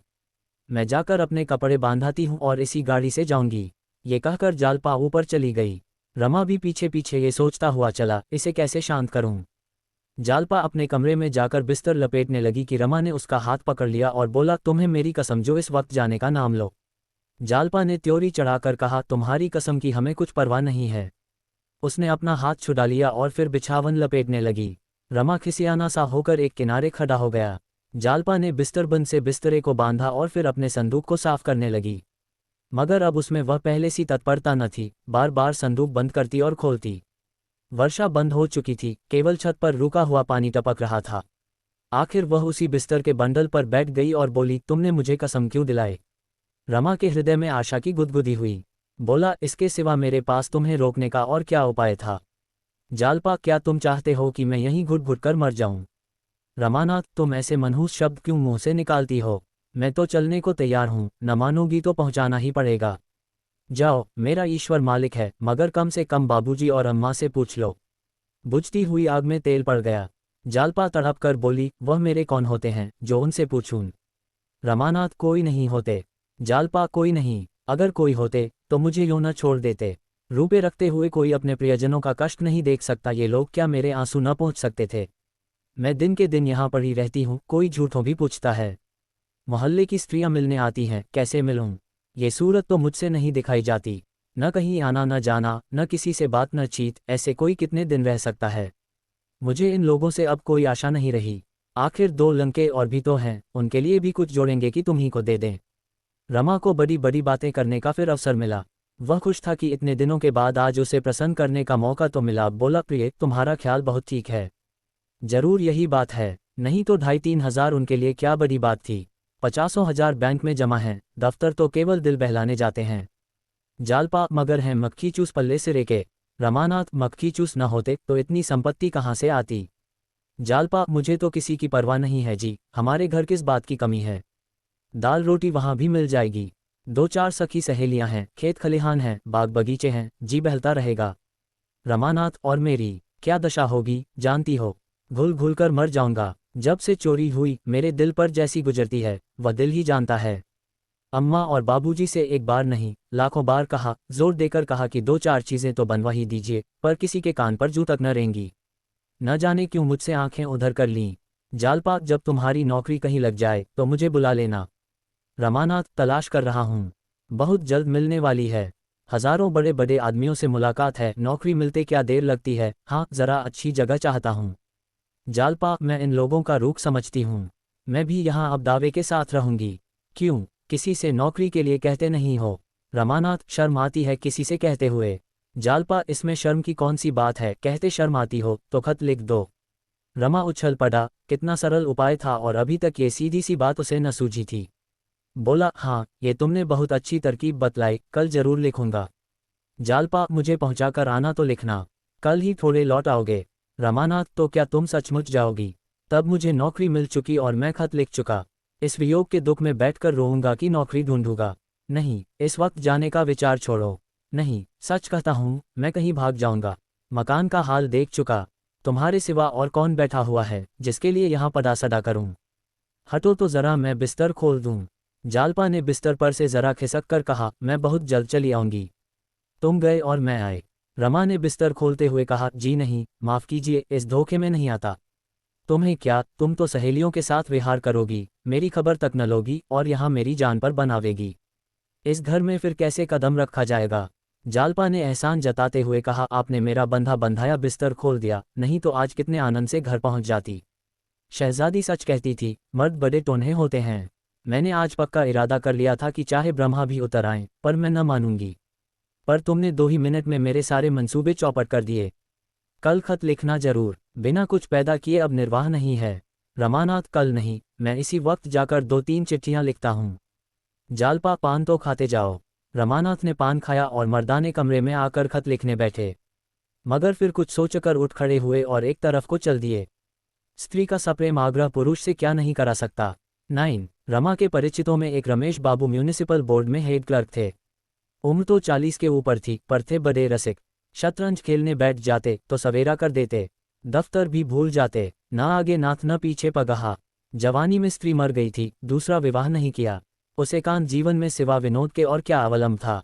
चाहते तो हजारों के वारे न्यारे करते, पर रिश्वत की कौड़ी भी हराम समझते थे। रमा से बड़ा स्नेह रखते थे, और कौन ऐसा निठल्ला था जो रात रात भर उनसे शतरंज खेलता। आज कई दिन से बेचारे बहुत व्याकुल हो रहे थे। शतरंज की एक बाजी भी न हुई। अखबार कहाँ तक पढ़ते। रमा इधर दो एक बार आया अवश्य, पर बिसात पर न बैठा। रमेश बाबू ने मुहरे बिछा दिए। उसको पकड़कर बैठाया, पर वह बैठा नहीं। वह क्यों शतरंज खेलने लगा। बहू आई है, उसका मुंह देखेगा, उससे प्रेमालाप करेगा कि इस बूढ़े के साथ शतरंज खेलेगा। कई बार जी में आया उससे बुलवाएं, पर यह सोचकर कि वह क्यों आने लगा, रह गए। कहाँ जायम, सिनेमा ही देख आवे, किसी तरह समय तो कटे। सिनेमा से उन्हें बहुत प्रेम न था, पर इस वक्त उन्हें सिनेमा के सिवा और कुछ न सूझा। कपड़े पहने और जाना ही चाहते थे कि रमा ने कमरे में कदम रखा। रमेश उसे देखते ही गेंद की तरह लुढ़क कर द्वार पर जा पहुंचे और उसका हाथ पकड़कर बोले, आइए आइए बाबू रमानाथ साहब बहादुर। तुम तो इस बुड्ढे को बिल्कुल भूल ही गए। हाँ भाई, अब क्यों आओगे। प्रेमिका की रसीली बातों का आनंद यहाँ कहाँ। चोरी का कुछ पता चला। रमानाथ, कुछ भी नहीं। रमेश, बहुत अच्छा हुआ थाने में रपट नहीं लिखाए, नहीं 100-200 के मत्थे और जाते। बहू को तो बड़ा दुख हुआ होगा। रमानाथ, कुछ पूछिए मत, तभी से दाना पानी छोड़ रखा है। मैं तो तंग आ गया। जी में आता है कहीं भाग जाऊं। बाबूजी सुनते नहीं। रमेश, बाबूजी के पास क्या काय का खजाना रखा हुआ है। अभी 4-5 हजार खर्च किए हैं, फिर कहाँ से लाकर गहने बनवा दें। 10-20 हजार रुपये होंगे तो अभी तो बच्चे भी तो सामने हैं, और नौकरी का भरोसा ही क्या, 50 रू होता ही क्या है। रमानाथ, मैं तो मुसीबत में फंस गया। अब मालूम होता है कहीं नौकरी करनी पड़ेगी। चैन से खाते और मौज उड़ाते थे, नहीं तो बैठे बैठाए इस मायाजाल में फंसे। अब बतलाए, है कहीं नौकरी चाकरी का सहारा। रमेश ने ताक पर से मुहरे और बिसात उतारते हुए कहा, आओ एक बाजी हो जाए, फिर इस मामले को सोचें। इसे जितना आसान समझ रहे हो उतना आसान नहीं है। अच्छे अच्छे धक्के खा रहे हैं। रमानाथ, मेरा तो इस वक्त खेलने को जी नहीं चाहता। जब तक ये प्रश्न हल न हो जाए मेरे होश ठिकाने नहीं होंगे। रमेश बाबू ने शतरंज के मुहरे बिछाते हुए कहा, आओ बैठो, एक बार तो खेल लो, फिर सोचें क्या हो सकता है। रमानाथ, जरा भी जी नहीं चाहता। मैं जानता कि सिर मुड़ाते ही ओले पड़ेंगे तो मैं विवाह के नज़दीक ही न जाता। रमेश, अजी 2-4 चालें चलो तो आप जी लग जाएगा। जरा अक्ल की गांठ तो खुले। बाजी शुरू हुई। कई मामूली चालों के बाद रमेश बाबू ने रमा का रुख पीट लिया। रमानाथ, ओह क्या गलती हुई। रमेश बाबू की आंखों में नशे की सी लाली छाने लगी। शतरंज उनके लिए शराब से कम मादक न था। बोले, बोहनी तो अच्छी हुई। तुम्हारे लिए मैं एक जगह सोच रहा हूँ, मगर वेतन बहुत कम है, केवल 30 रुपये। वह रंगी दाढ़ी वाले खां साहब नहीं हैं, उनसे काम नहीं होता। कई बार बचा चुका हूँ। सोचता था जब तक किसी तरह काम चले, बने रहें। बाल बच्चे वाले आदमी हैं, वह तो कई बार कह चुके हैं, मुझे छुट्टी दीजिए, तुम्हारे लायक तो वह जगह नहीं है, चाहो तो कर लो। ये कहते कहते रमा का फीला मार लिया। रमा ने फीले को फिर उठाने की चेष्टा करके कहा, आप मुझे बातों में लगाकर मेरे मुहरे उड़ाते जाते हैं, इसकी सनद नहीं, लाओ मेरा फीला। रमेश, देखो भाई, बेईमानी मत करो। मैंने तुम्हारा फीला जबरदस्ती तो नहीं उठाया। हाँ, तो तुम्हें वह जगह मंजूर है। रमानाथ, वेतन तो 30 है। रमेश, हाँ वेतन तो कम है, मगर शायद आगे चलकर बढ़ जाए। मेरी तो राय है, कर लो। रमानाथ, अच्छी बात है, आपकी सलाह है तो कर लूँगा। रमेश, जगह आमदनी की है। मियाँ ने तो उसी जगह पर रहते हुए लड़कों को MA, LL, B करा लिया। 2 कॉलेज में पढ़ते हैं। लड़कियों की शादियाँ अच्छे घरों में की। हाँ, जरा समझ बूझ कर काम करने की जरूरत है। रमानाथ, आमदनी की मुझे परवाह नहीं, रिश्वत कोई अच्छी चीज़ तो है नहीं। रमेश, बहुत खराब, मगर बाल बच्चों वाले आदमी क्या करें। 30 रुपयों में गुजर नहीं हो सकती। मैं अकेला आदमी हूँ, मेरे लिए 150 काफ़ी हैं। कुछ बचा भी लेता हूँ, लेकिन जिस घर में बहुत से आदमी हो, लड़कों की पढ़ाई हो, लड़कियों की शादियाँ हो, वह आदमी क्या कर सकता है। जब तक छोटे छोटे आदमियों का वेतन इतना न हो जाएगा कि वह भलमनसी के साथ निर्वाह कर सके, तब तक रिश्वत बंद न होगी। यही रोटी दाल घी दूध तो वह भी खाते हैं, फिर एक को 30 रुपये और दूसरे को 300 रुपये क्यों देते हो। रमा का फर्जी पिट गया। रमेश बाबू ने बड़े जोर से कहा, मारा। रमा ने रोष के साथ कहा, अगर आप चुपचाप खेलते हैं तो खेलिए, नहीं मैं जाता हूँ। मुझे बातों में लगाकर सारे मुहरे उड़ा लिए। रमेश, अच्छा साहब, अब बोलूँ तो जबान पकड़ लीजिए। ये लीजिए तो तुम कल अर्जी दे दो। उम्मीद तो है तुम्हें ये जगह मिल जाएगी, मगर जिस दिन जगह मिले मेरे साथ रात भर खेलना होगा। रमानाथ, आप तो 2 ही मातों में रोने लगते हैं। रमेश, अजी वह दिन गए जब आप मुझे मात दिया करते थे। आजकल चंद्रमा बलवान हैं, इधर मैंने 1 माह सीख किया है, क्या मजाल की कोई मात दे सके। फिर रमानाथ, जी तो चाहता है दूसरी बाजी मात देकर जाऊं, मगर देर होगी। रमेश, देर क्या होगी, अभी तो 9 बजे हैं, खेल लो, दिल का अरमान निकल जाए। ये शाह और मात। रमानाथ, अच्छा कल की रही, कल ललकार कर 5 मातें न दी हों तो कहिएगा। रमेश अजी जाओ भी, तुम मुझे क्या मात दोगे? हिम्मत हो तो अभी से ही। रमानाथ अच्छा आइए, आप भी क्या कहेंगे, मगर मैं 5 बाजियों से कम ना खेलूंगा। रमेश 5 नहीं, तुम 10 खेलो जी। रात तो अपनी है, तो चलो फिर खाना खा लें, तब निश्चिंत होकर बैठें। तुम्हारे घर कहलाए देता हूं कि आज यहीं सोएंगे, इंतजार न करें। दोनों ने भोजन किया और फिर शतरंज पर बैठे। पहली बाजी में 11 बज गए। रमेश बाबू की जीत रही। दूसरी बाजी भी उन्हीं के हाथ रही। तीसरी बाजी खत्म हुई तो 2 बज गए। रमानाथ अब तो मुझे नींद आ रही है। रमेश तो मुंह धो डालो, बर्ग रखी हुई है। मैं 5 बाजियां खेले बगैर सोने न दूंगा। रमेश बाबू को यह विश्वास हो रहा था कि आज मेरा सितारा बुलंद है। नहीं तो रमा को लगातार 3 मात देना आसान न था। वह समझ गए थे, इस वक्त चाहे जितनी बाजियां खेलूं, जीत मेरी ही होगी। मगर जब चौथी बाजी हार गए तो यह विश्वास जाता रहा। उल्टे ये भय हुआ कि कहीं लगातार हारता न जाऊं। बोले अब तो सोना चाहिए। रमानाथ क्यों, 5 बाजियां पूरी न कर लीजिए? रमेश कल दफ्तर भी तो जाना है। रमा ने अधिक आग्रह न किया। दोनों सोए। रमा यूं ही 8 बजे से पहले न उठता था, फिर आज तो 3 बजे सोया था। आज तो उसे 10 बजे तक सोने का अधिकार था। रमेश नियमानुसार 5 बजे उठ बैठे, स्नान किया, संध्या की, घूमने गए और 8 बजे लौटे, मगर रमा तब तक सोता ही रहा। आखिर जब 9:30 बज गए तो उन्होंने उसे जगाया। रमा ने बिभड़कर कहा, नाहक जगा दिया, कैसी मजे की नींद आ रही थी। रमेश अजी वह अर्जी देना है कि नहीं तुमको? रमानाथ आप दे दीजिएगा। रमेश और जो कहीं साहब ने बुलाया तो मैं ही चला जाऊंगा। रमानाथ ऊह, जो चाहे कीजिएगा, मैं तो सोता हूँ। रमा फिर लेट गया और रमेश ने भोजन किया, कपड़े पहने और दफ्तर चलने को तैयार हुए। उसी वक्त रमानाथ हड़बड़ा कर उठा और आंखें मलता हुआ बोला, मैं भी चलूंगा। रमेश अरे मुंह हाथ तो धो ले भले आदमी। रमानाथ आप तो चले जा रहे हैं? रमेश नहीं, अभी 15-20 मिनट तक रुक सकता हूँ, तैयार हो जाओ। रमानाथ मैं तैयार हूँ, वहां से लौटकर घर भोजन करूंगा। रमेश कहता तो हूँ, अभी आधा घंटे तक रुका हुआ हूँ। रमा ने 1 मिनट में मुंह धोया, 5 मिनट में भोजन किया और चटपट रमेश के साथ दफ्तर चला। रास्ते में रमेश ने मुस्कराकर कहा, घर क्या बहाना करोगे, कुछ सोच रखा है? रमानाथ कह दूंगा, रमेश बाबू ने आने नहीं दिया। रमेश मुझे गालियां दिलाओगे और क्या फिर कभी ना आने पाओगे? रमानाथ ऐसा स्त्री भक्त नहीं हूं। हाँ, ये तो बताए, मुझे अर्जी लेकर तो साहब के पास न जाना पड़ेगा। रमेश और क्या तुम समझते हो, घर बैठे जगह मिल जाएगी? महीनों दौड़ना पड़ेगा, महीनों। 20 सिफारिशें लानी पड़ेंगी, सुबह शाम हाजिरी देनी पड़ेगी। क्या नौकरी मिलना आसान है? रमानाथ तो मैं ऐसी नौकरी से बाज आया। मुझे तो अर्जी लेकर जाते ही शर्म आती है। खुशामदे कौन करेगा? पहले मुझे क्लर्कों पर बड़ी हंसी आती थी, मगर वही बला मेरे सिर पड़ी। साहब डांट वांट तो न बताएंगे? रमेश बुरी तरह डांटता है, लोग उसके सामने जाते हुए कांपते हैं। रमानाथ तो फिर मैं घर जाता हूँ, ये सब मुझसे न बर्दाश्त होगा। रमेश पहले सब ऐसे ही घबराते हैं, मगर सहते सहते आदत पड़ जाती है। तुम्हारा दिल धड़क रहा होगा कि न जाने कैसी बीतेगी। जब मैं नौकर हुआ तो तुम्हारी ही उम्र मेरी भी थी और शादी हुए 3 ही महीने हुए थे। जिस दिन मेरी पेशी होने वाली थी, ऐसा घबराया हुआ था मानो फांसी पाने जा रहा हूँ, मगर तुम्हें डरने का कोई कारण नहीं है। मैं सब ठीक कर दूंगा। रमानाथ आपको तो 20-22 साल नौकरी करते हो गए होंगे। रमेश पूरे 25 हो गए साहब। 20 बरस तो स्त्री का देहांत हुए हो गए। 10 रुपये पर नौकर हुआ था। रमानाथ आपने दूसरी शादी क्यों नहीं की? तब तो आपकी उम्र 25 से ज्यादा न रही होगी। रमेश ने हंसकर कहा, बर्फी खाने के बाद गुड़ खाने को किसका जी चाहता है? महल का सुख भोगने के बाद झोंपड़ा किसे अच्छा लगता है? प्रेम आत्मा को तृप्त कर देता है। तुम तो मुझे जानते हो, अब तो बूढ़ा हो गया हूँ, लेकिन मैं तुमसे सच कहता हूँ, इस विधुर जीवन में मैंने किसी स्त्री की ओर आंख तक नहीं उठाई। कितनी ही सुंदरियां देखीं, कई बार लोगों ने विवाह के लिए घेरा भी, लेकिन कभी इच्छा ही न हुई। उस प्रेम की मधुर स्मृतियों में मेरे लिए प्रेम का सजीव आनंद भरा हुआ है।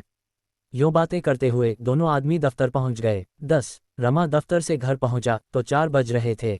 वह दफ्तर ही में था कि आसमान पर बादल घिर आए। पानी आया ही चाहता था, पर रमा को घर पहुंचने की इतनी बेचैनी हो रही थी कि उससे रुका न गया। हाथे के बाहर भी न निकलने पाया था कि जोर की वर्षा होने लगी। आषाढ़ का पहला पानी था, एक ही क्षण में वह लथपथ हो गया। फिर भी वह कहीं रुका नहीं। नौकरी मिल जाने का शुभ समाचार सुनाने का आनंद इस दौंगड़े की क्या परवाह कर सकता था। वेतन तो केवल 30 ही रुपये थे, पर जगह आमदनी की थी। उसने मन ही मन हिसाब लगा लिया था कि कितना मासिक बचत हो जाने से वह जालपा के लिए चंद्रहार बनवा सकेगा। अगर 50-60 रुपये महीने भी बच जाए तो 5 साल में जालपा गहनों से लद जाएगी। कौन सा आभूषण कितने का होगा, इसका भी उसने अनुमान कर लिया था। घर पहुंचकर उसने कपड़े भी न उतारे, लथपथ जालपा के कमरे में पहुंच गया। जालपा उसे देखते ही बोली, ये भी कहाँ गए, रात कहाँ गायब थे? रमानाथ, इसी नौकरी की फिक्र में पड़ा हुआ हूँ। इस वक्त दफ्तर से चला आता हूँ। म्यूनिसिपैलिटी के दफ्तर में मुझे एक जगह मिल गई। जालपा ने उछलकर पूछा, सच? कितने की जगह है? रमा को ठीक ठीक बतलाने में संकोच हुआ। 30 की नौकरी बताना अपमान की बात थी। स्त्री के नज़रों में तुच्छ बनना कौन चाहता है? बोला, अभी तो 40 मिलेंगे, पर जल्द तरक्की होगी। जगह आमदनी की है। जालपा ने उसके लिए किसी बड़े पद की कल्पना कर रखी थी। बोली, 40 में क्या होगा, भला 60 सभार तो होते। रमानाथ, मिल तो सकती थी 100 रुपये की भी, पर यहाँ रौब है और आराम है। 50-60 रुपये ऊपर से मिल जाएंगे। जालपा, तो तुम घूस लोगे, गरीबों का गला काटोगे। रमा ने हंसकर कहा, नहीं प्रिय, वह जगह ऐसी नहीं कि गरीबों का गला काटना पड़े। बड़े बड़े महाजनों से रिक्में मिलेंगी और वह खुशी से गले लगाएंगे। मैं जिसे चाहूं दिन भर दफ्तर में खड़ा रखूं, महाजनों का एक एक मिनट एक एक अशरफी के बराबर है। जल्द से जल्द अपना काम कराने के लिए वे खुशामद भी करेंगे, पैसे भी देंगे। जालपा संतुष्ट हो गई, बोली, हाँ तब ठीक है। गरीबों का काम यूं ही कर देना। रमानाथ, वह तो करूंगा ही। जालपा, अभी अम्मान जी से तो नहीं कहा, जाकर कह आओ। मुझे तो सबसे बड़ी खुशी यही है कि अब मालूम होगा कि यहाँ मेरा भी कोई अधिकार है। रमानाथ, हाँ जाता हूँ, मगर उनसे तो मैं 20 ही बतलाऊंगा। जालपा ने उल्लसित होकर कहा, हाँ जी, बल्कि 15 ही कहना, ऊपर की आमदनी की तो चर्चा ही करना व्यर्थ है। भीतर का हिसाब वे ले सकते हैं। मैं सबसे पहले चंद्रहार बनवाऊंगी। इतने में डाकिये ने पुकारा। रमा ने दरवाजे पर जाकर देखा तो उसके नाम एक पार्सल आया था। महाशय दीनदयाल ने भेजा था। लेकर खुश खुश घर में आए और जालपा के हाथों में रखकर बोले, तुम्हारे घर से आया है, देखो इसमें क्या है। रमा ने चटपट कैंची निकाली और पार्सल खोला। अब उसमें देवदार की एक डिबिया निकली। उसमें एक चंद्रहार रखा हुआ था। रमा ने उसे निकालकर देखा और हंसकर बोला, ईश्वर ने तुम्हारी सुन ली, चीज़ तो बहुत अच्छी मालूम होती है। जालपा ने कुंठित स्वर में कहा, अम्मान जी को यह क्या सूझी, ये तो उन्हीं का हार है। मैं तो इसे न लूंगी। अभी डाक का वक्त हो तो लौटा दो। रमा ने विस्मित होकर कहा, लौटाने की क्या जरूरत है, वह नाराज न होंगी। जालपा ने नाक सिकोड़कर कहा, मेरी बला से रानी रूठेंगी, अपना सुहाग लेंगी। मैं उनकी दया के बिना भी जीती रह सकती हूँ। आज इतने दिनों के बाद उन्हें मुझ पर दया आई है। उस वक्त दया न आई थी जब मैं उनके घर से विदा हुई थी। उनके गहने उन्हें मुबारक हों। मैं किसी का एहसान नहीं लेना चाहती। अभी उनके ओढ़ने पहनने के दिन हैं। मैं क्यों बाधक बनूं? तुम कुशल से रहोगे तो मुझे बहुत गहने मिल जाएंगे। मैं अम्मान जी को ये दिखाना चाहती हूँ कि जालपा तुम्हारे गहनों की भूखी नहीं है। रमा ने संतोष देते हुए कहा, मेरी समझ में तो तुम्हें हार रख लेना चाहिए।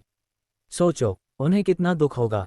विदाई के समय यदि न दिया तो अच्छा ही किया, नहीं तो और गहनों के साथ यह भी चला जाता। जालपा, मैं इसे लूंगी नहीं, ये निश्चय है। रमानाथ, आखिर क्यों? जालपा, मेरी इच्छा। रमानाथ, इस इच्छा का कोई कारण भी तो होगा। जालपा रूंधे हुए स्वर में बोली, कारण यही है कि अम्मान जी इसे खुशी से नहीं दे रही हैं। बहुत संभव है कि इसे बेचते समय वह रोई भी हों और इसमें तो कोई संदेह ही नहीं कि इसे वापस पाकर उन्हें सच्चा आनंद होगा। देने वाले का हृदय देखना चाहिए। प्रेम से यदि वह मुझे एक छल्ला भी दे दें तो मैं दोनों हाथों से ले लूँ। जब दिल पर जबर करके दुनिया की लाज से या किसी के धिक्कारने से दिया तो क्या दिया? दान भिखारिनियों को दिया जाता है। मैं किसी का दान न लूंगी, चाहे वह माता ही क्यों न हो। माता के प्रति जालपा का ये द्वेष देखकर रमा और कुछ न कह सका। द्वेष तर्क और प्रमाण नहीं सुनता। रमा ने हार ले लिया और चारपाई से उठता हुआ बोला, जरा अम्मा और बाबूजी को तो दिखा दूं। कम से कम उनसे पूछ तो लेना ही चाहिए।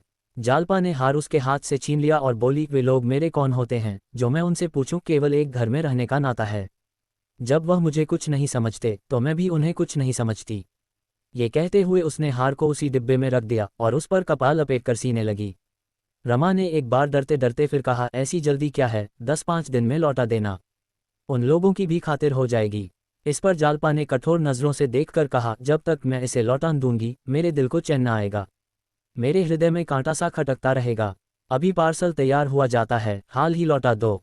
एक क्षण में पार्सल तैयार हो गया और रमा उसे लिए हुए चिंतित भाव से नीचे चला।